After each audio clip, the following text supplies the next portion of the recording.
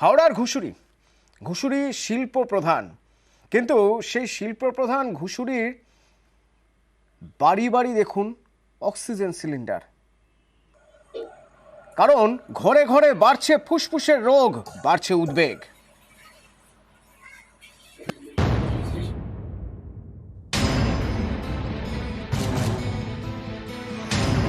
হাওড়া গঙ্গাপাড়ের পুরনো শহর। এই শহরের অলি গলিতে কারখানা। শুধু ঘুষুরিতেই ছোট বড় মিলিয়ে প্রায় 1000 কারখানা রয়েছে। এই কারখানার চিমনির কালো ধোঁয়া থেকে দূষণ, রাস্তায় গাড়ির দূষণ, দূষণে হাঁসফাঁস। ঘুষুরির ঘরে ঘরে বাড়ছে ফুসফুসের রোগ। দূষণে জেরবার ঘরে ঘরে নানা রোগ। অনেকের সঙ্গীত অক্সিজেন সিলিন্ডার, বয়স্করা একেবারে নাজেহাল। अभी 1-2 महीना से प्रदूषण के चलते कि 24 घंटा ऑक्सीजन लेना पड़ रहा है हमको। 1 मिनट रहने नहीं सजा, मतलब जहाँ जा ऑक्सीजन लेके, मतलब कहीं जाने नहीं पड़ रहा है। अब तुमको ऐसे ही रहना पड़ेगा ऑक्सीजन में ही। क्यों ऐसा क्यों हो रहा है? सांस की तकलीफ है, प्रदूषण है यहाँ ज़्यादा। कुछ ना कुछ तो सोल्यूशन निकालना चाहिए इस चीज़ का। छोटे बच्चे लोग को आखिर में अस्थमा हो जा रहा है।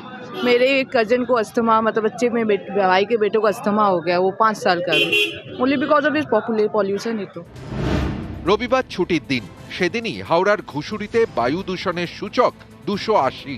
এয়ার কোয়ালিটি ইন্ডেক্স 201 থেকে 300-র মধ্যে থাকলে সেটাকে খারাপ হিসেবে ধরা হয়। অনেকেই শ্বাসকষ্টে ভোগেন। যারা অনেকটা সময় বাইরে থাকছেন, তারা বাইরে যদি একটা প্রোটেক্টিভ মাস্ক ব্যবহার করেন, বাড়িতে জামা কাপড়, কার্পেট, বিছানার চাদর, পর্দায় ধুলো জমতে না দেয়া বা ক্লোজ স্পেসে একটু ক্লস্ট্রোফোবিক লাগে তাদের একটু এয়ার সার্কুলেশনের ব্যবস্থা রাখতে হবে। লাং ডিজিজ যে পেশেন্টদের ক্ষেত্রে আছে, মসকুইটো রিপেলেন্ট কিন্তু অনেক সময় তাদের ক্ষেত্রে সাইলেন্টলি প্রবলেম ক্রিয়েট করে। সেই রকম রুগীদের ক্ষেত্রে কিন্তু এটা থেকেও সতর্ক থাকতে হবে।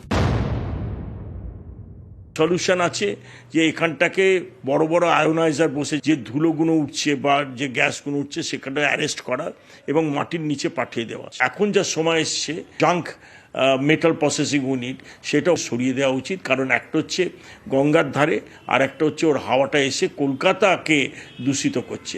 ওটা একটু অন্যত্র সরিয়ে দেওয়া উচিত এবং মডার্নাইজেশন করা উচিত। হাওড়া থেকে দেবাশিস চক্রবর্তী, নিউজ 18 বাংলা।